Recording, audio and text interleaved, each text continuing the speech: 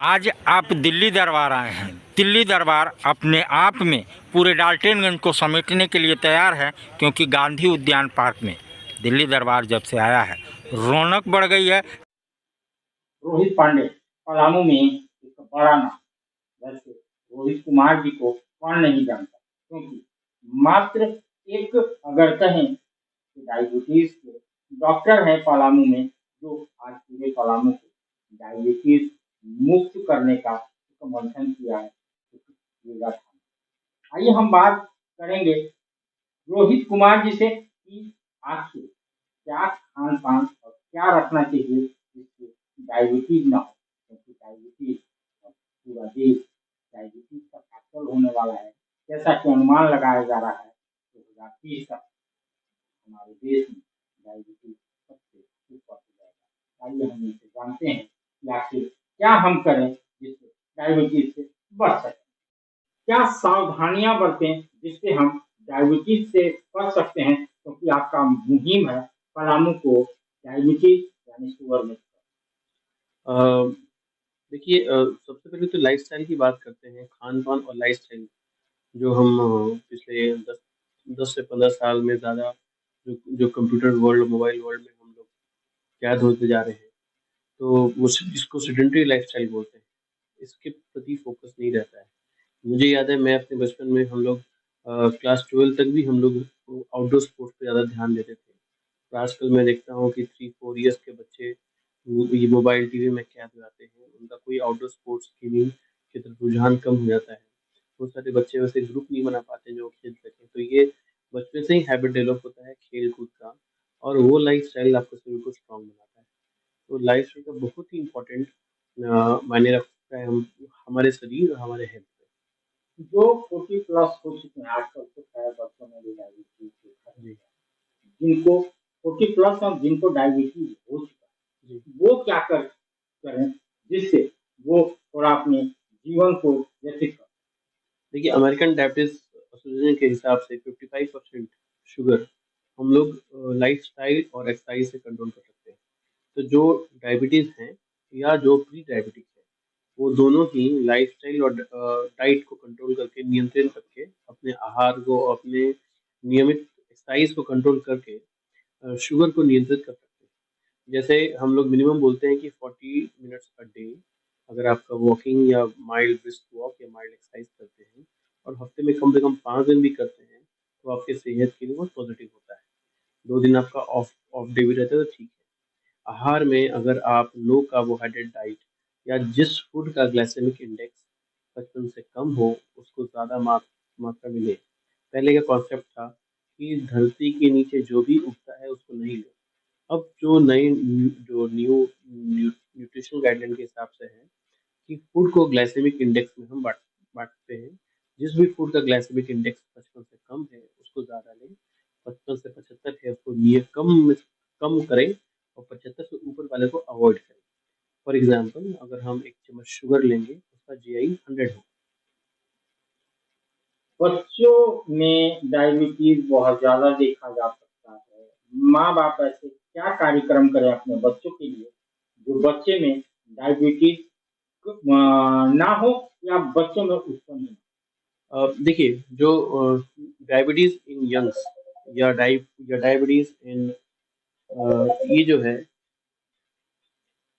उस केस में डायबिटीज़ के बारे में मैं आपको ये बोलना चाहूँगा कि बच्चों में जो डायबिटीज़ होती है, खास करके टाइप 1 डायबिटीज़ मेलाइटिस होती है। टाइप 1 हेरिडिटरी नहीं है, वो जेनेटिक डिज़ीज़ है और वो एक मतलब जेनेटिक डिज़ीज़ होने के कारण माँ-बाप से नहीं आती है। जीन में बदलाव होने के कारण वो आती है। उस चीज़ को समझना है। जो टाइप 2 डायबिटीज़ मेलाइटिस है, वो हेरिडिटरी होती है, जो माँ-बाप में होता है, तो ट्रांसमिट होता है। और यंग एज के बच्चों में 25-30 साल के एज में भी देखा जाता है। उसको mature onset diabetes in youngs कहा जाता है। वो टाइप 1 डायबिटीज़ नहीं, टाइप 2 का पार्ट होता है, जो मेबी कई सारे बच्चे अपने अर्ली 30s में जाके कंप्लीटली टाइप 2 डायबिटीज़ में कन्वर्ट हो जाते हैं। लेकिन ज़्यादा फ़ोकस होना चाहिए टाइप 1 डायबिटीज़ मेलाइटिस जो यंग बच्चों में या जो न्यूबॉर्न में भी होता है। अगर मान लीजिए बाई एट बर्थ कोई माँ इंसुलिन यूज़ कर रही हैं अपने प्रेगनेंसी के टाइम पे, वो बच्चे उनका पैंक्रियास की ग्रंथि अफेक्ट होने का रिस्क होता है अगर शुगर कंट्रोल नहीं होता है। और एट बर्थ होने के बाद अगर उनके पैनक्रियाज में कोई समस्या है तो इन टाइप 1 डायबिटीज़ होने का बहुत हाई रिस्क होता है। और ये टाइप 1 डायबिटीज़ के जो पेशेंट होते हैं वो बड़े शुगर के लेवल्स लेके प्रेजेंट करते हैं और हमेशा इमरजेंसी में ही आते हैं क्योंकि बच्चों को नहीं पता होता है कि ये दिक्कत है।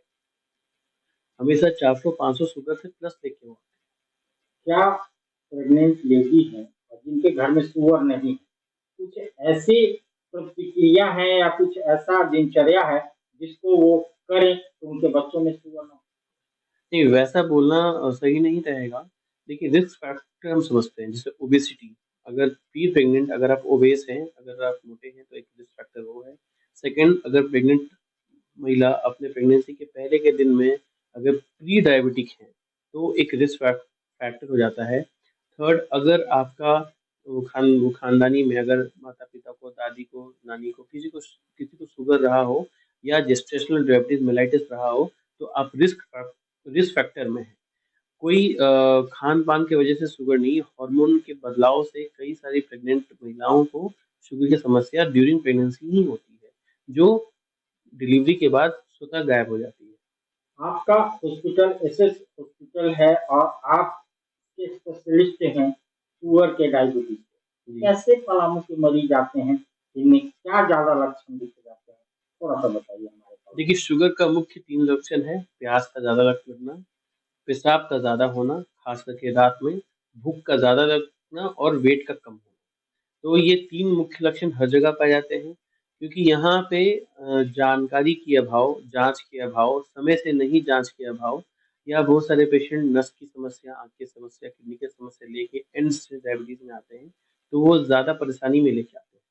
ये मुख्य कारण रहेगा। डायबिटीज़ अब लाइफ़स्टाइल बीमारी है, इसको समझना है। डायबिटीज़ एक मेटाबॉलिक डिज़ीज़ है, सिर्फ़ शुगर बढ़ने की बीमारी नहीं है। पहले लोग समझते थे कि सिर्फ़ शुगर बढ़ गया तो डायबिटीज़ है। ये एक मेटाबॉलिक डिज़ीज़ है जो हमारे अलग-अलग एंडोक्राइन ऑर्गन्स या आप समझिए ग्रंथों को अफ़ेक्ट करता है और कोई एक स्ट्रॉन्ग कॉज़ नहीं है, मल्टीपल रिस्क फैक्टर के कारण आपको शुगर हो सकता है।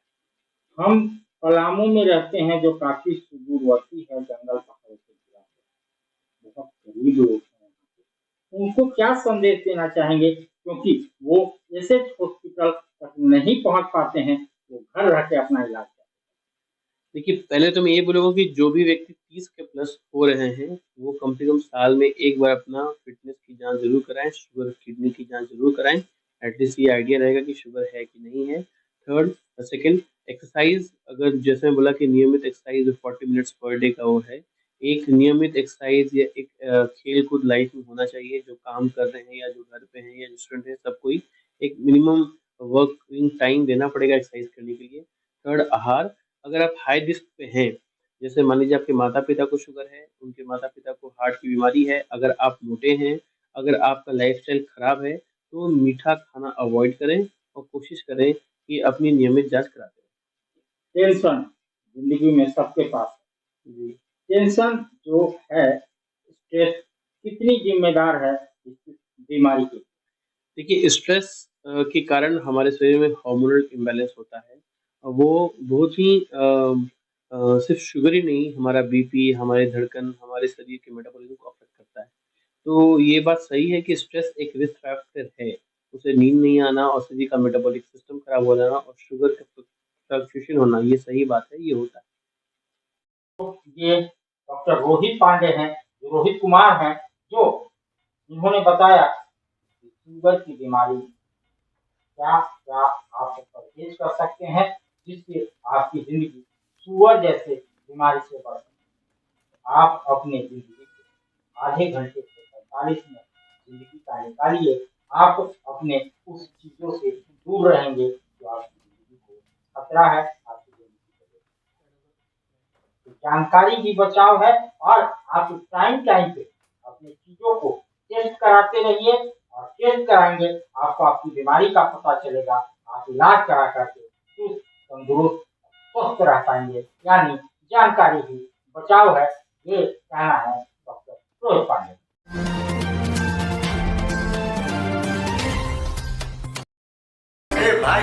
बेटा तो एक ही है ना, कहाँ कहाँ भेजोगे उसे ये सब सीखने? अब बेटा एक है तो स्कूल भी एक होगा ना भाई। यानी